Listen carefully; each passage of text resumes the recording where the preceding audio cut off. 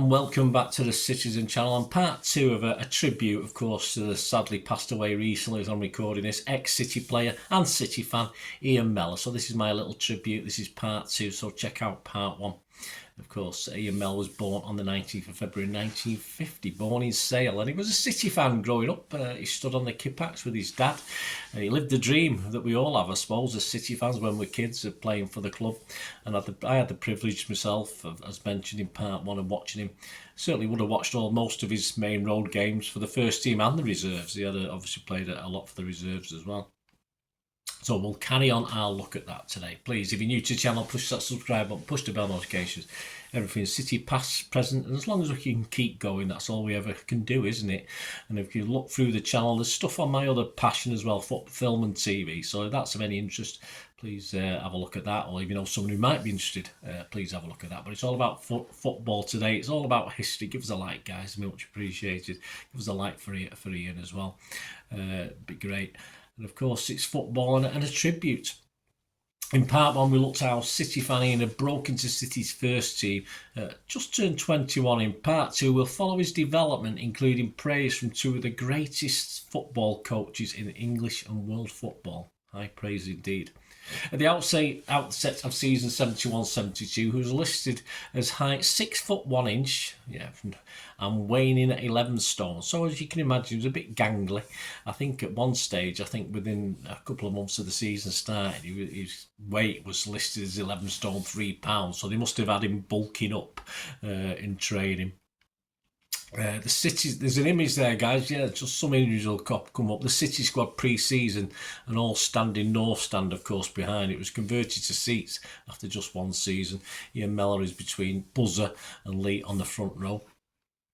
He was virtually never present for the first half of the following this season, wearing the number 11, with 21 starts in the first 22 league games, including the opening loss of the season at Main Road, a 1-0 defeat to Leeds.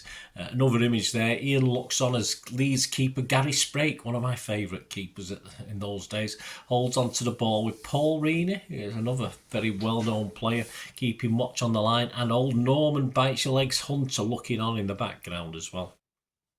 He also appeared in one of the 2 League Cup games we played.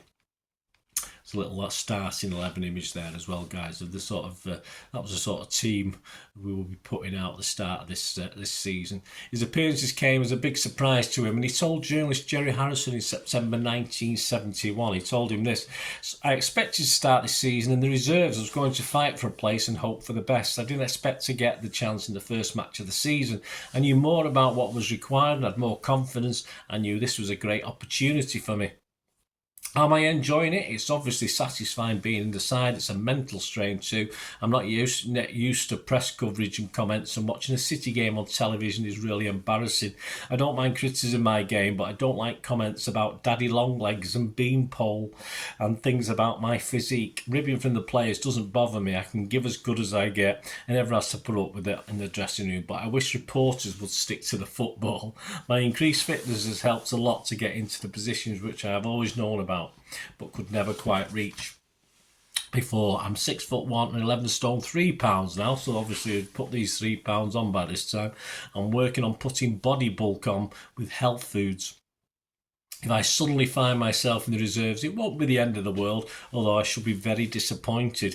I enjoy very much the little things about being in the first team, the good hotels and a telephone by your bedside. But on the field, I feel I have a long way to go before I'm playing the sort of standard that I'm aiming for. A case of the ex-postman knocking on the door, that's another line everybody uses. I was a postman for 18 months, but I like to think those days are over. Well, they certainly were, mate, because you did... after City get a reasonable football career, which we'll talk about before we go, of course. There's another image there, an action from the home game with Spurs on the 28th of August as Ian there tries to shoot for goal, closely marshalled by just 4 Spurs defenders. I mean, obviously they were pretty scared of him, weren't they? And then another image from the same game, this time he's denied by the legendary goalkeeper for Spurs, another legendary goalkeeper. There's had a lot of good goalkeepers in those days. Of course, Pat Jennings, he was in the Spurs goal at the time.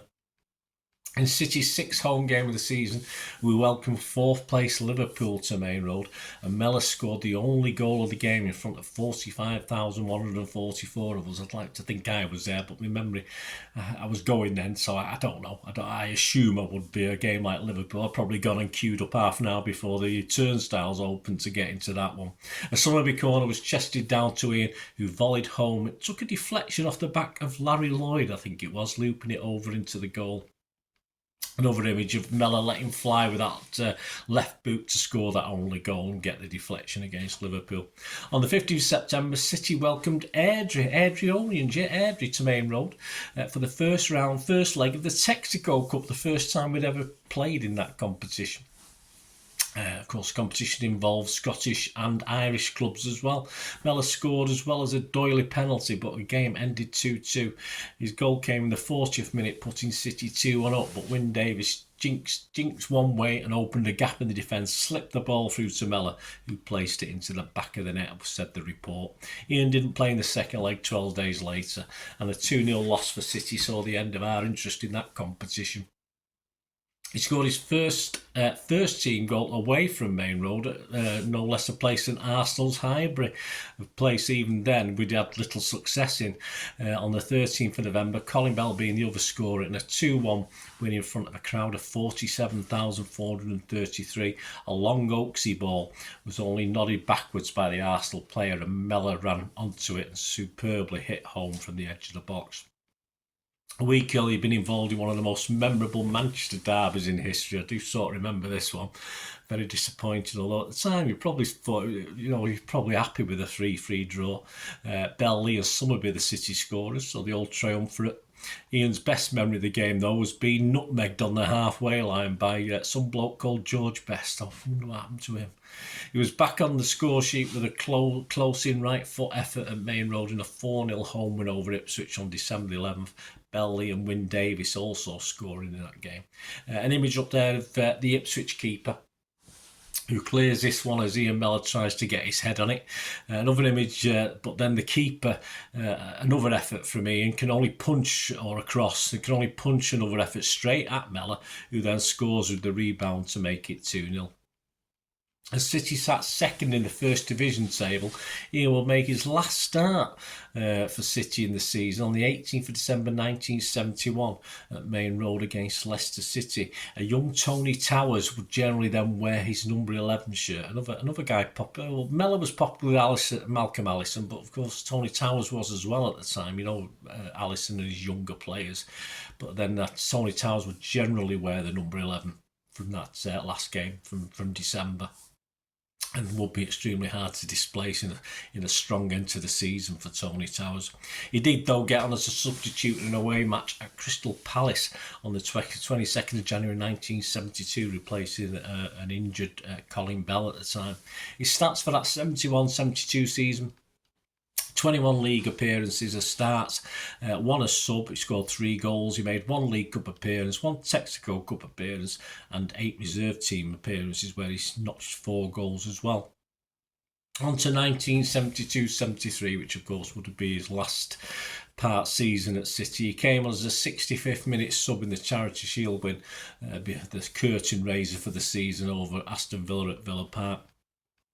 A great image there, and unusual squad pictures, with Mellor next to Marc on the bottom row, and they've all got Adidas tracksuit tops on, and there's an image there where they've got all the hoods up as well, so quite a quirky one that, and I hadn't seen that one before I got it for this vlog. So quite unusual. Then a more normal image is going to be up. A normal squad image with them now all, of course, again, they're now all seated, North stand in the background. And he's on the end of the bottom row next to Wyn Davies, who of course left early in the season to join United, no less. And the last image in this little section, also a much larger squad image there, backroom staff included as well, from season 72-73, with Colin on the end, with Ian on the end of the top row next to Colin Barrett. On the night, blonde Colin Barrett, I remember his flowing blonde hair. On the 19th of August, he replaced Wyn Davies on match day 3, a 3-0 home win over Norwich, and he started as number 9 as his replacement for the next 2 league games and scored City's consolation, a 2-1 loss at Stamford Bridge on the 26th of August. He scored to make it 1-1. A Towers corner was headed on by Buzzer, or sort of controlled by Buzzer, with his head in the air, and then dinked into the 6-yard box where Mellor swivelled and slotted home. Before the Chelsea game, the Derby manager, a certain Brian Clough, saw his team beat City 1-0, but he had this to say about Spider. He said, "He's much quicker than I thought. I hadn't seen much of him, but I thought he looked very useful and came very near to winning the game for City. High praise indeed from one of football's managing legends." Clough would later come back for Ian, but not to play for Derby. In a tight game at Main Road against Leicester on September the 2nd, it was a headed assist by Mellor that set up the only goal of the game for Rodney Marsh, and this win took City off the bottom of the league because we were struggling a little bit at the time. Another image there of Ian heading the ball down for Rodney to hit home, with Ian then looking on as he scores the goal. In total, he made 9 appearances, 2 as sub in the first 14 games, but for the rest of the season he made just 4 more league starts and 2 in the FA Cup. He had also started and made a sub appearance in our opening 2-legged first round tie in the UEFA Cup, starting a 2-2 draw at Main Road on the 13th of September against Valencia, where he scored alongside Rodney Marsh. This was followed by a 2-1 win in Valencia in front of 54,000, where he came on as a sub for Tommy Booth. He scored two goals in 2 games over Christmas, a 2-1 loss at St James's Park against Newcastle on 23rd of December, a game better known for City players Tony Towers and Mike Doyle having a bit of a punch-up on that one, and in a 1-1 Main Road draw with Stoke on Boxing Day. Peter Gardner, wrote of the Manchester Evening News, wrote this piece. Again, it was Ian Mellor who stood head and shoulders above his teammates. This was after the Stoke game, as a most devastating forward, scoring in a similar manner to his effort on Tyneside 3 days earlier. Unafraid to take on and beat opponents, Mellor increasingly looked like Neil Young in his prime, particularly when he turned with the ball. There you go, hyper. So you've got Alisson praising him, you've got Brian Clough, and now you've got Peter Gardner, the City writer, praising him as well. But his last first team City appearance came against Wolves on the 3rd of March 1973 at Mull. It wasn't pretty, a 5-1 defeat. Despite this turning out to be Ian's last appearance, he himself, again in conversation with Marc McCarthy, considered he'd had a good game despite the drubbing, setting up Marsh for City's consolation goal. And the City lineup, in just to compare with the City lineup for his very first game for City, this was the lineup for that last game: Corrigan, Buck, Donachie, Doyle, Booth, Jeffries, Mellor, Bell, Davis, Brennan and Towers. Alisson, as I said, was also complimentary about Ian Mellor's efforts. It was accepted that it was a former Tony Towers that in the main reduced Mellor's appearances. Then came the controversial transfer to Norwich City in March for around 65,000. Some say 60, some say 70. We'll stick at 65. Ian had admitted he had been angry at being dropped after the Wolves game and happily agreed to talk to Norwich. The transfer was often cited as the cause of the resignation of Malcolm Alisson himself, who felt that the player had been sold behind his back. Alisson had been ill at the time and Johnny Hart had taken over managing duties. Alisson went on record as saying, "My row with the City directors this week has gone right to the heart of football's greatest problem. It has been about the money, the need for it, balancing of it against such assets as young first division class players. My directors insisted that we sold Ian Mellor, a player of striking potential." Alisson left soon after Mellor to take charge of Palace, in about 3 weeks, I think. Mellor himself said on leaving, "I should never have gone to Norwich. I went from a top 5 side to a bottom 5 side overnight, and it was such an alien environment. Norwich is a nice place, a good club, but at that time the move was totally the wrong move to make because they were struggling, there was no confidence. The contrast with City was unbelievable. At City everything was so positive, and as a Blue I shouldn't have gone." His stats for that season: he made 10 league appearances, 2 as sub with 3 goals. FA Cup he made 2 appearances. The League Cup he made one appearance as sub. Charity Shield 1 as sub, and UEFA Cup he made 1 appearance, 1 as sub, and scored 1 goal. He played in Norwich's last 11 league games of the season and played his part in helping the club stay up. He went on to score 9 goals in 43 games for Norwich. There's an image there of Ian Mellor when he's on his return to Main Road in Norwich's colours, and he leaps for the ball against keeper Corrigan with, of course, Colin Belt and Mike Doyle looking on.